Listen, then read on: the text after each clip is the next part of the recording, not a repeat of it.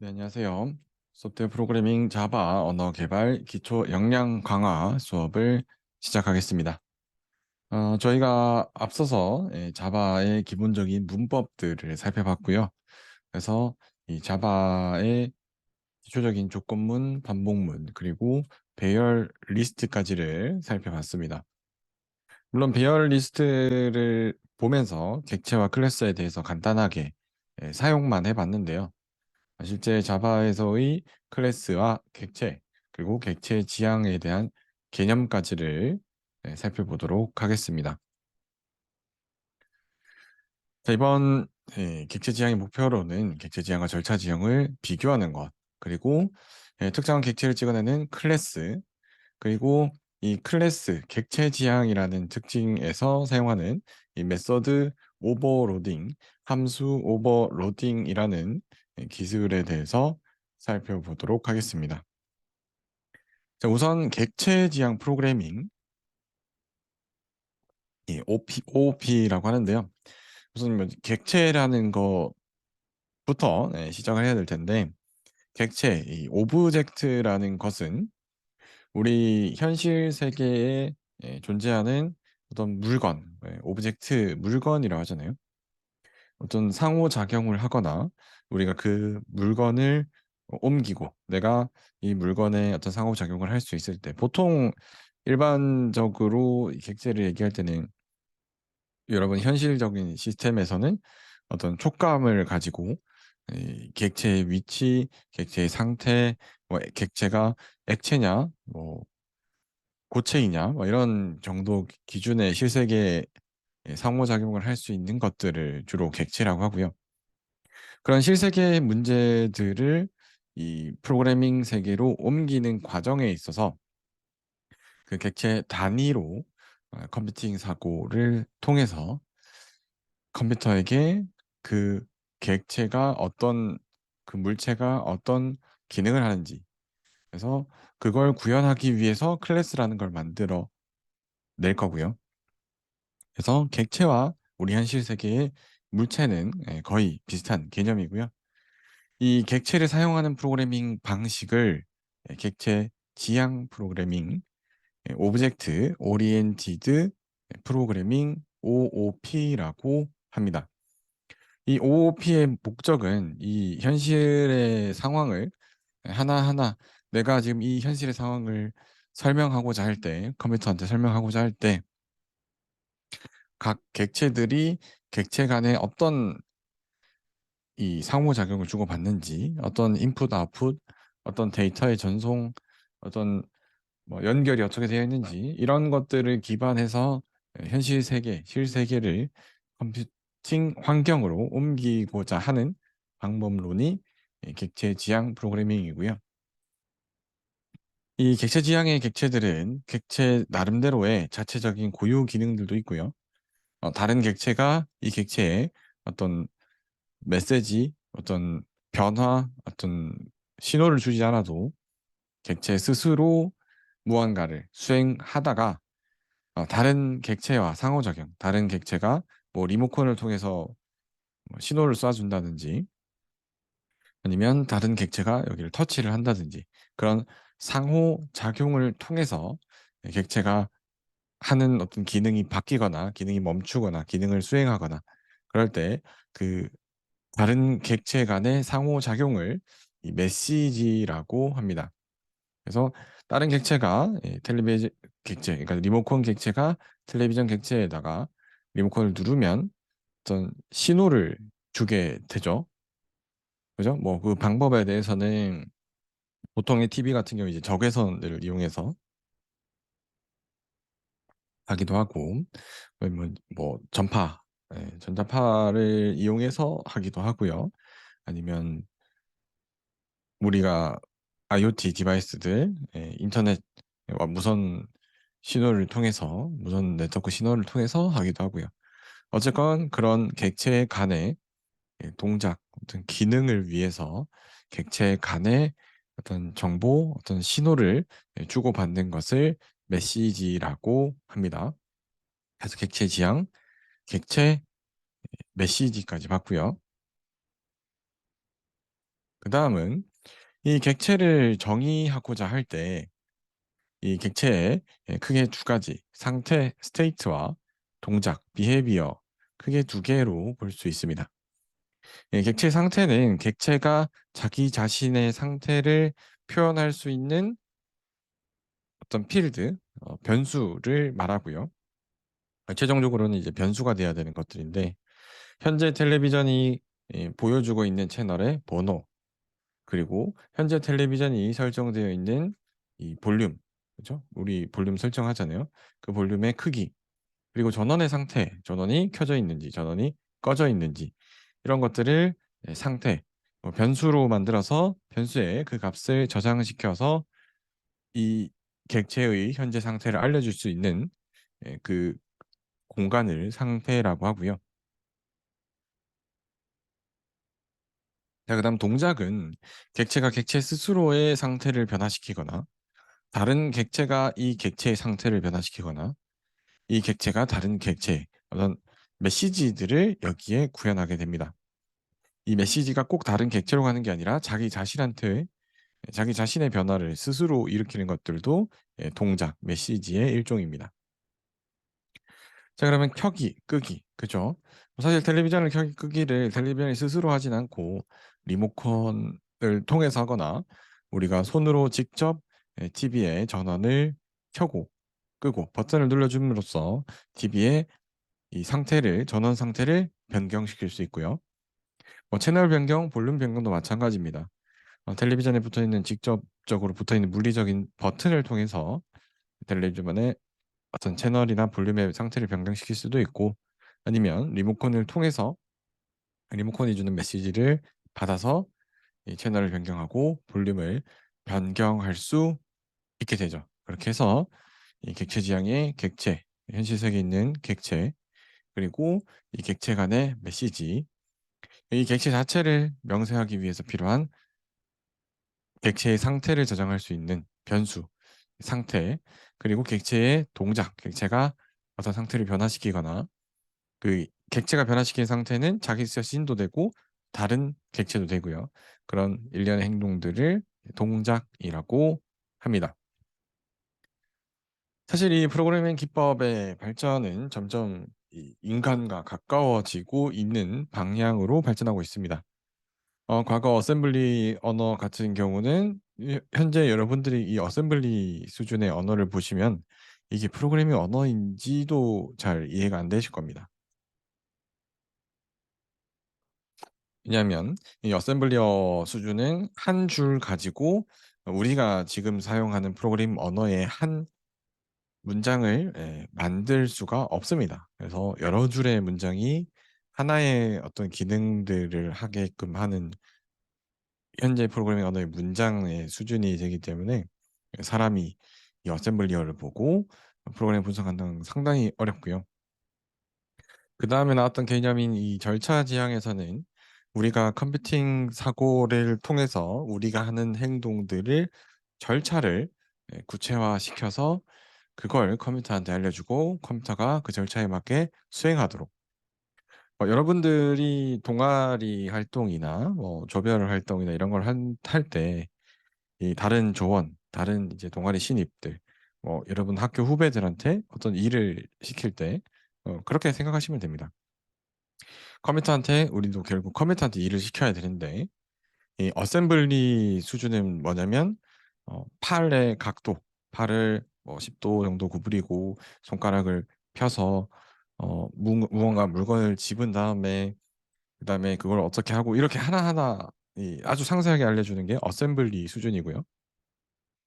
그래서 옛날에 TV 같은 데도 그런 프로그램이 있었던 것 같아요.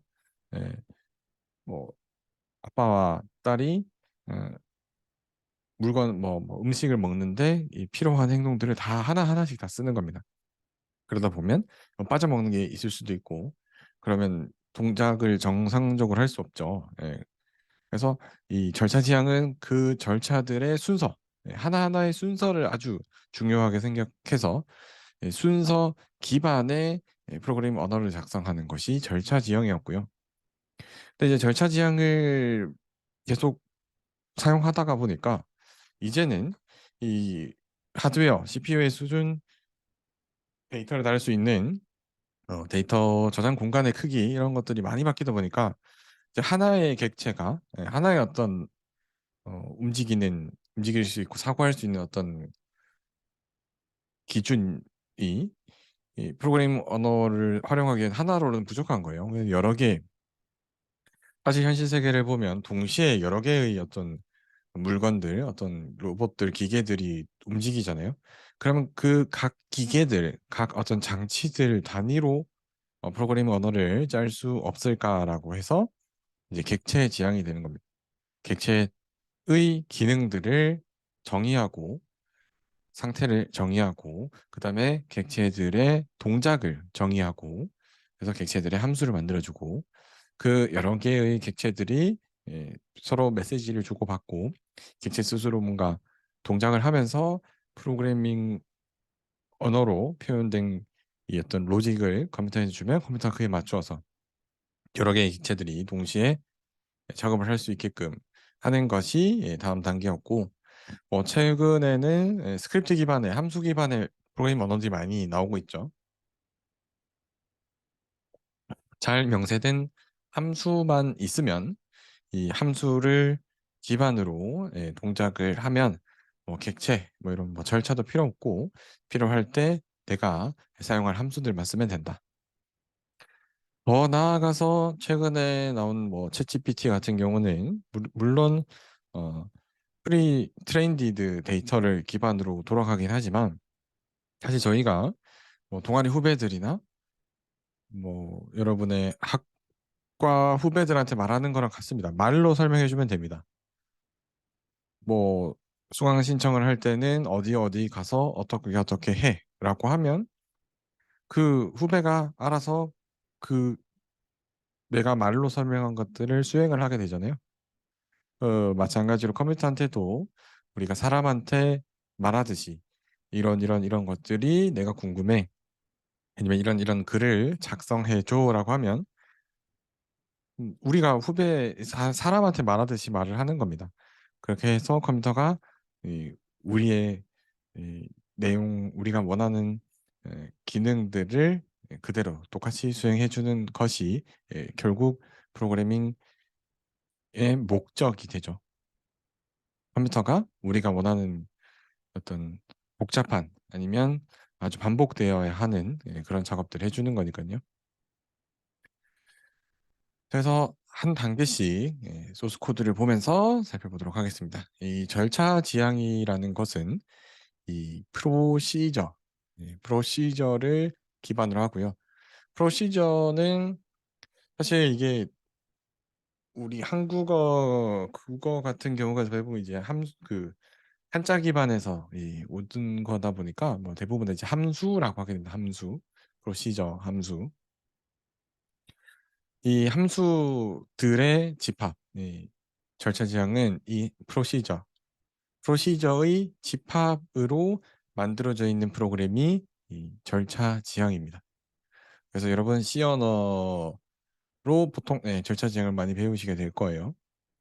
그래서 C 언어 배우면 int main void라는 가장 말 그대로 메인이 되는 함수가 하나 있고 그 메인 함수의 기능들을 여러 개를 순서대로 수행해 나가면서 그 메인 안에 있는 모든 함수를 수행하면 컴퓨터가 해야 될 일이 종료되는 절차 지향의 프로그래밍 언어입니다. 그래서 절차 지향은 여기서부터 이렇게까지 다 수행하면 끝입니다. 프로그래밍. 그런데 여기서부터 여기까지 그냥 수행하고 끝나게 하지 않겠죠. 보통 아주 복잡한 어떤 순서대로 수행하는 구조를 가지게 되고요. 어쨌건 이 순서는 이렇게 가다가 예를 들어 이걸 수행을 하다가 다른 데 가서 또 조금 수행을 하다가 또 그 함수가 끝나면 다시 여기로 와서 다음 문장부터 수행하는 모든 로직을 순서 기반으로 짤 수 있는 언어가 절차 지향 언어이고요. 절차 지향 언어를 쓰게 되면 이 서로 관련 있는 함수와 데이터가 분리되어서 우리가 이 데이터들을 관리하는 데 좀 불편하게 됩니다. 메인 프로그램에 있는 여러 개의 함수들이 있는데 이 여러 개의 함수가 모두 같은 데이터를 가져다가 쓴다면 이 함수는 함수대로 있고 데이터는 데이터대로 있어야 되네. 이 함수와 데이터가 어떤 유기적으로 관리되지 못하고 이 데이터를 이제 저희가 어떤 데 사용한다 아니면 이 데이터를 어, 수정한다라고 했을 때 발생할 수 있는 사이드 이펙트 이 데이터를 누가 쓰고 있는지 모르니까요.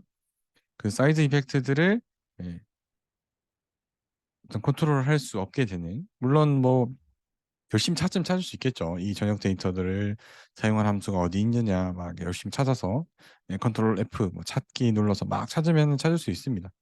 그런데 이런 프로그램들이 규모가 작을 때는 충분히 가능한데 규모가 좀 많이 커지고 아주 복잡하고 아니면 이 프로그램 언어를 한 사람이 개발하는 게 아니라 여러 사람들이 개발해야 되고 심지어 뭐 다른 회사 사람들도 같이 개발을 해야 되고 아니면 시간을 넘어서 내가 이미 만들어 놓은 이 프로그램을 아주 다른 시간에 뭐 한 1년 이후에 다른 사람이 이 프로그램을 열어서 이 데이터를 수정해야 될 수도 있잖아요. 그러면 그때 돼서는 이 함수와 데이터의 연관관계를 다 까먹고 모르는 상태일 텐데 이 데이터들이 따로 함수가 따로 관리되다 보니까 이 프로그래밍 언어로 개발하는 것이 이 비효율적으로 되다 보니까 궁극적으로 이 소프트웨어의 위기라는 이 단계들이 있는데 프로그래밍 언어들은 이 위기들을 대응하기 위해서 좀 많은 변화들을 가져왔습니다. 어, 여러분이 지금 알다시피 이 프로그래밍 언어의 위기들은 지금처럼 뭐 인건비는 올라가는데 회사가 낼 수 있는 매출은 그대로이고 그러면 투입되는 인건비를 줄여야 하는 상황일 때 아니면 만들어내야 하는 매출이 늘어나야 하는 상황일 때 크게 두 가지로 해결할 수 있잖아요. 인건비를 줄이기 위해서는 적은 인원으로도 같은 수준의 프로그램을 구동시켜야 되고요. 매출을 늘리기 위해서는 동일한 인원으로 더 많은 프로그램을 개발시켜야 됩니다. 어쨌건 이 개발자들이 더 많은 프로그램들을 관리하고 개발할 수 있으면 되거든요. 그래서 프로그래밍 언어를 얼마나 더 효율적으로 만들어낼 수 있을까의 해결 방법 중에 하나가 객체 지향인데 우리 컴퓨터 같은 경우는 CPU, 그래픽 카드, 뭐 메모리, 하드디스크, 심지어 케이스 이런 것들 다 그냥 조립해서 사용할 수 있잖아요. 누군가 만들어둔 어떤 기준만 잘 맞추면 CPU는 메인보드에 지원하는 뭐 인텔 CPU다, AMD CPU다, 메인보드랑 호환되는 뭐 그래픽 카드다 이러면은 다 꼽으면 되잖아요.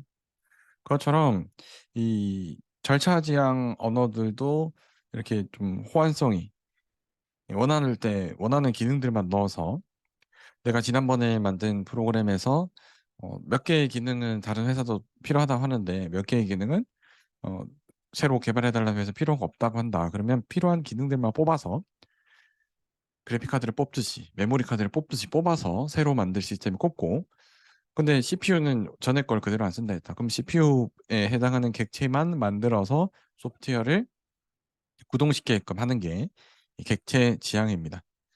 왜냐하면 절차 지향을 통해서 아주 기본적인 디지털 전환, 어, 디지털화는 모든 산업 분야에서 다 시작되었고, 근데 이 디지털화된 상황에 이 산업 구조에서 더 디지털화를 한다든지 아니면 대부분의 시장의 대부분의 업체들은 이 디지털화가 됐는데 뭐 새로운 업체가 이번에 디지털화를 이렇게 전환을 하려고 하면 아무래도 옛날에 만들어 둔 거 있으니까 조금 싸게 해주시면 안 되나요? 뭐 이런 요구를 당연히 산업에서 받을 수밖에 없고 그러면 이전에 만들었던 걸 그대로 쓸 수는 없으니 일부 기능들을 다르게 일부 기능을 더 좋게 더 발전시켜야 되고 그리고 한 명의 개발자가 이 복잡한 프로그램을 다 만들 수 없으니까 각각의 개발자들이 CPU, 그래픽카드, 메모리, 하드디스크를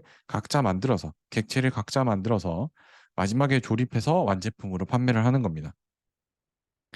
그런 어떤 산업의 변화로 인해서 이 객체 지향이라는 개념이 등장하게 되었고요. 자, 그러면 이 객체 지향 프로그래밍은 어떤 것들을 해결하기 위해서 이 시스템을 만들었냐? 아까 앞에서 말한 절차 지향의 이 데이터와 함수가 분리되어 있는 이 구조를 하나의 덩어리로 데이터와 함수, 여기서 이제 메소드라고 하는데요. 이 메소드를 데이터와 메소드, 함수를, 동작을, 데이터를, 속성을 아까 앞에 객체 지향의 속성, 동작 이야기했잖아요. 그래서 이 객체로 묶어두는 것을 인캡슐레이션, 캡슐화한다. 캡슐은 알죠? 우리 약 같은 거 이제 캡슐이라 하잖아요. 그 안에 여러 개의 가루들 아니면 약이 이제 혼합되어 있는 약이라면 뭐 감기약 이런 건 혼합되어 있으니까 혼합된 그 가루들을 하나로 이렇게 뭉쳐주는 캡슐. 그래서 인캡슐레이션, 캡슐화라고 합니다. 객체를 우리가 데이터와 메시지를 묶어서 하나의 객체로 만들기 위해서 하는 것을 이 인캡슐레이션, 캡슐화, 객체 지향의 특징 중에 하나입니다. 캡슐화. 그래서 캡슐화의 첫 번째 특징은 이 데이터와 함수를 하나의 덩어리. 이때부터 이제 객체라는 개념이 등장하는 거고요. 캡슐화를 통해서 이 객체 지향 프로그램의 캡슐화는 어떤 역할을 하냐면 이 퍼블릭 클래스 서클이라고 하고 중괄호 열고 더블 라디우스, 더블은 데이터잖아요, 그죠? 변수죠. 속성이죠. 데이터. 그리고 스트링 컬러, 스트링도 이 문자 열을 저장할 수 있는 변수, 데이터, 속성입니다. 이 데이터들을 두 개 넣고 그다음에 더블 get area 갈로 열고 닫고 중괄호 열고 리턴 어쩌고 저쩌고. 이건 함수죠, 그죠? 더블 get area 한 다음에 세미콜론이면 변수인데 갈로를 열고 닫는 순간 이때부터 여기는 이제 함수가 됩니다. 우리 y는 fx 이거 했었잖아요, 그죠? fx는 ax 더하기 b 이걸 1차 함수라 하잖아요, 함수. 그래서 이 함수 데이터를 묶어서 하나의 클래스로 만드는 걸 인캡슐레이션, 캡슐화라고 합니다. 절차 지향 프로그래밍 언어는 이렇게 데이터들을 따로 관리하고 함수들을 따로 관리하게 됩니다. 그러면 이 현실의 이 문제들을 이 절차 지형으로 옮길 때는 데이터를 따로, 함수를 따로 이런 예, 지금 봐서는 객체 지향이 나오고 나서 봤을 때는 아주 비효율적인 데이터 따로, 함수 따로 객체 지향 프로그램 언어를 사용했을 때는 데이터와 함수들을 각 기능에 맞게 어, 필요한 데이터는 필요한 함수, 필요한 데이터는 필요한 함수, 필요한 데이터와 필요한 함수.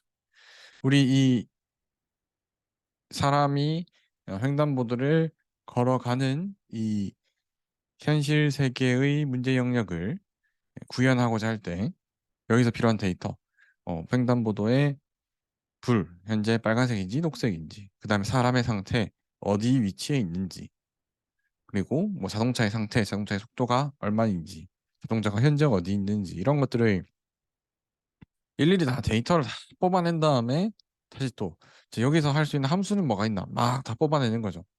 그렇게 되면 이걸 여러 사람이 동시에 하면 되게 문제 영역을 정의하는데 시간이 많이 걸리고 비효율적이고 뭐 중복해서 어떤 결과가 나올 수도 있기 때문에 이 객체 지향을 옮기면 객체를 자동차, 사람, 신호등 이렇게 객체 단위로 구분을 해내고 그러면 각 객체가 할 수 있는 데이터와 함수를 세 명의 개발자에게 일을 나눠주면 한 명씩 하나의 객체씩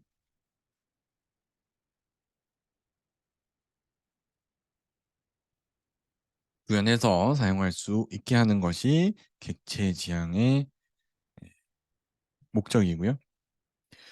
객체 지향에 크게 네 가지 특성이 있습니다. 추상화, 상속, 다형성, 캡슐화. 이게 이 OOP의 4개 기둥, OOP의 4개 특징, 객체 지향의 특징 4가지를 쓰시오. 학교 교수님들이 중간고사나 기말고사로 아주 내기 좋은 내용입니다. 어느 교재를 보든 어떤 객체 지향의 개념을 보든 이 4가지의 특징은 아주 중요하고 객체 지향 프로그래밍 언어뿐만 아니라 객체 기반의 데이터베이스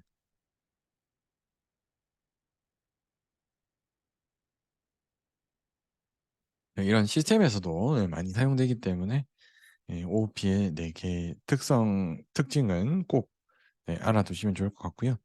우리가 클래스를 객체로 만들어서 쓰는 일련의 과정들을 한 사이클만 딱 알아두시면 이 4가지 특징들을 쉽게 외우실 수 있을 겁니다.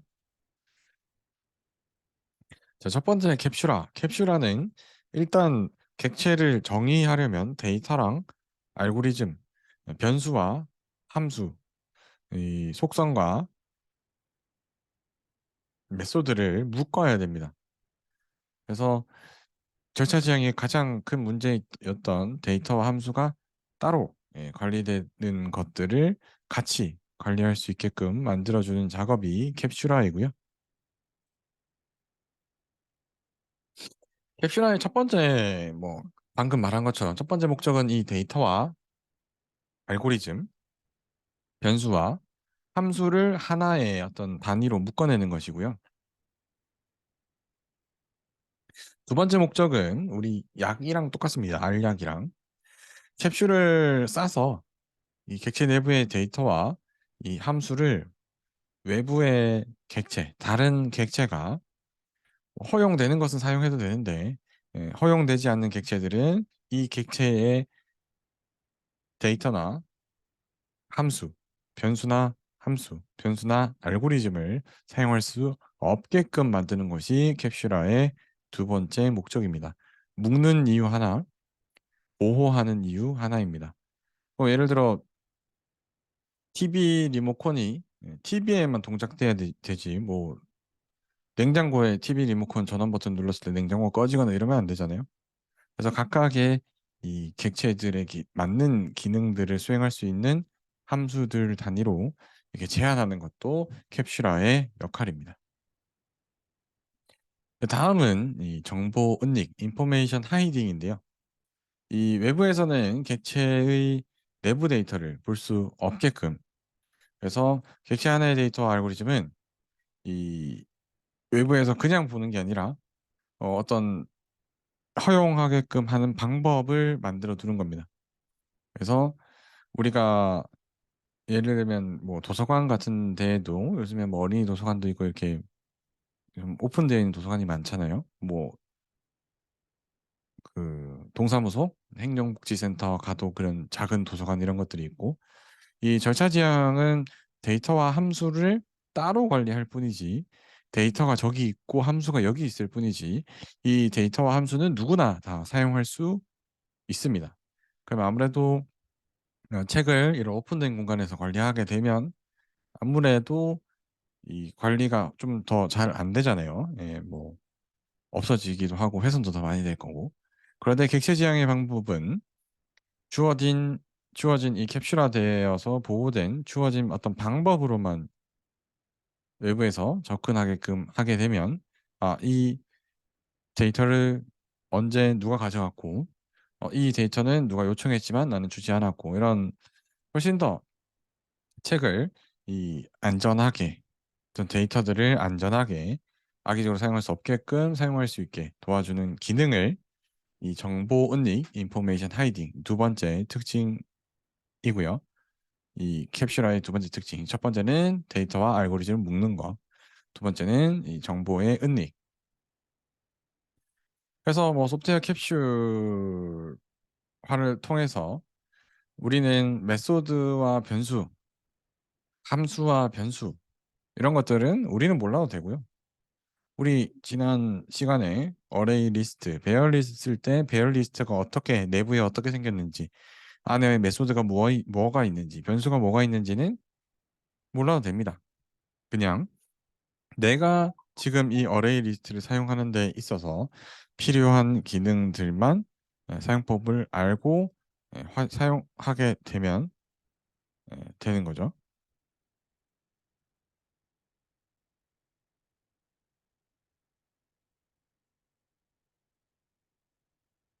그렇게 하는 게 소프트웨어 캡슐이라는 특징이고요.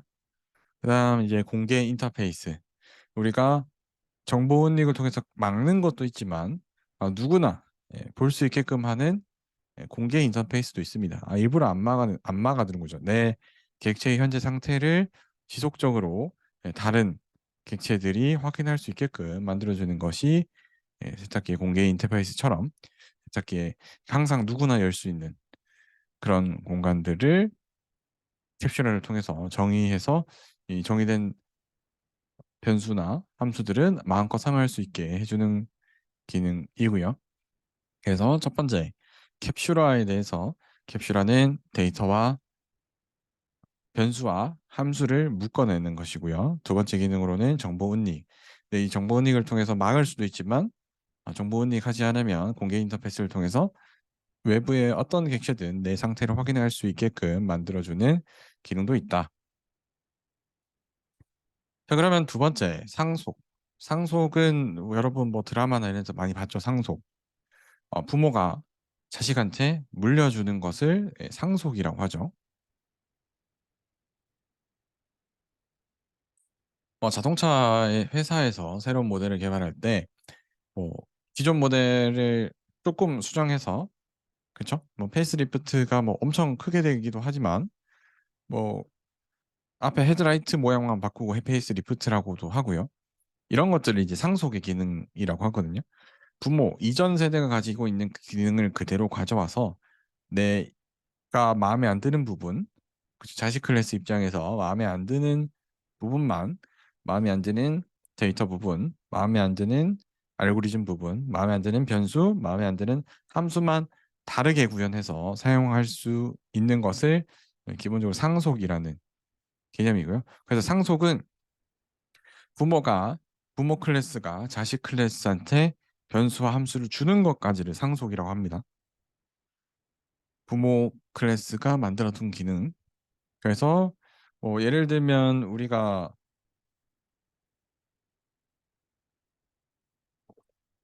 어떤 문서를 작성하거나 뭐 어떤 양식 같은 거 우리가 어디 지원하거나 하면 써야 되잖아요.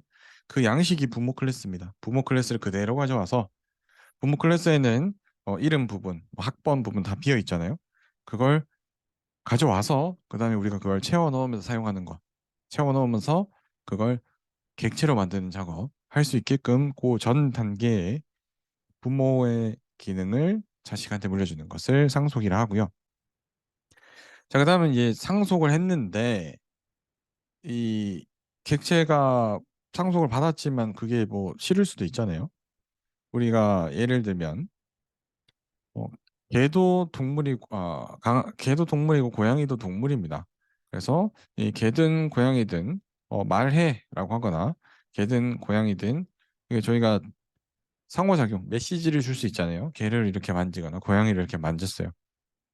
그때 이 객체 같은 동물이라는 객체지만 클래스지만 근데 기본적인 특징은 같잖아요. 뭐 다리가 네 개고 털이 있고 꼬리가 있고 기본적인 특징은 이 부모 동물이라는 부모 클래스를 상속받아서 같은 특징을 가지지만 우리가 어떤 메시지 어떤 함수 아니면 우리가 변수들을 건드렸을 때 접근을 했을 때 실제로는 다른 기능을 하죠. 부모 클래스 부모의 특징은 같지만 이런 이 것들을 이 다형성이라고 하는데요.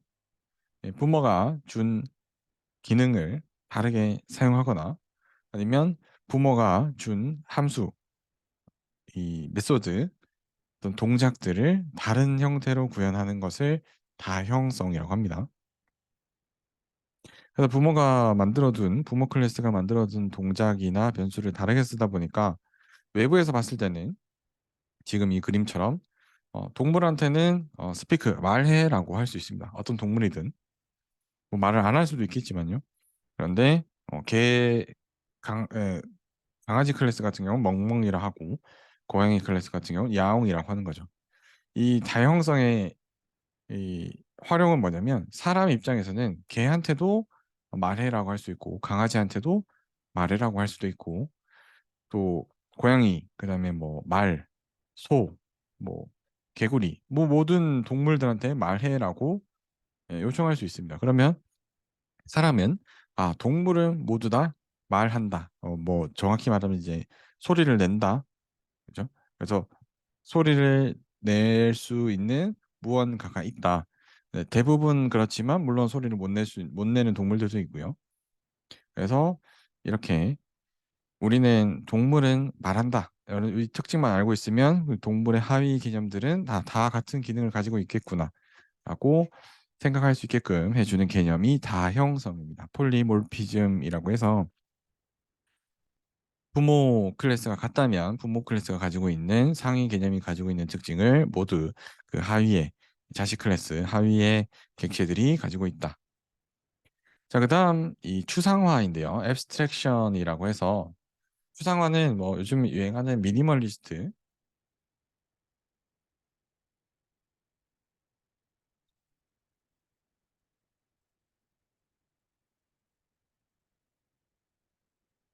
필요한 기능들만 이 객체에 필요한 기능들만 남겨놓고 필요 없는 내가 이 객체를 컴퓨팅 사고 컴퓨터한테 알려주는 과정에서 필요 없는 기능은 알려주지 않는 겁니다. 사실 우리가 클래스를 작성하는 순간 이 기능을 하게 됩니다. 우리가 실제 현실 세계에 존재하는 TV를 프로그래밍 언어로 객체 지향 프로그래밍 언어로 옮긴다라고 했을 때 사람마다 다르겠죠. 어떤 사람은 이 TV를 켜고 끄고 볼륨을 조절하고 채널을 조정하는 것이 중요해서 전원의 상태, 아까 앞에처럼 전원의 상태, 뭐 채널, 그리고 볼륨 이렇게 해서 추상화해서 클래스를 구현할 수도 있고요. 어떤 사람은 그게 중요한 게 아니라 예를 들어 객체의 크기가 중요하다. 가로 길이, 세로의 길이, 이 TV의 두께 이런 것들을 또 필요하다고 생각해서 추상화 클래스로 만들 수도 있습니다. 그래서 우리가 중요하다고 생각하는 정보만을 표현함으로써 프로그램 이 컴퓨터한테 이 우리가 필요로 하는 기능들만 알려주는 것을 추상화라고 합니다. 앱스트랙션. 그래서 여러분들이 일반적으로 생각하는 추상 그 그림들도 뭐 같은 개념입니다. 그죠? 추상을 하는 거죠. 어, 내가 어떤 특정 사물의 감정만을 어떤 동물의 감정만을 강요하고 싶어서 어떤 동물인 것 같은데 뭐 빨간색이다 화가 나 보인다. 어떤 동물인 것 같은데 되게 크다. 그럼 어떤 감정이 엄청 큰 상태 아니면 뭐 동물이 되게 작다. 뭐 그런 어떤 감정이나 존재감 자체가 작을 때 뭐 이런 그 객체 우리 그림도 마찬가지죠. 어떤 대상의 큰 특징들만을 가져다가 그릴 때 추상화 그림으로도 그릴 수 있고요. 우리는 그걸 그림으로 그리는 것이 아니라 프로그래밍 언어로 표현해서 사용을 하게 됩니다. 그렇게 해서 이번 시간에 객체 지향이라는 개념에 대해 살펴봤고 객체 지향의 특징, 캡슐화, 다양성, 상속, 추상화 그게 네 가지의 그냥 기본적인 객체 지향 개념들을 살펴봤습니다. 이 네 가지 특징은 이제 자바에서 기점으로 보는 네 가지 특징이고요. 다른 프로그래밍 언어들은 이 네 가지 아닌 다른 또 특징을 사용하기도 하고 그런데 개념은 다 같습니다. 우리 현실 세계에 있는 문제를 객체 지향으로 옮기는 과정에 필요한 일련의 과정들을 예, 표준화 시켜 놓은 거죠. 주성화, 캡슐화, 상속, 다양성. 자, 이렇게 이 클래스와 객체의 기본적인 내용을 살펴봤고요. 다음 시간에 조금 더 상세하게 클래스, 템플릿, 인터페이스 이런 클래스와 객체에 대해서 좀 더 자세히 살펴보도록 하겠습니다.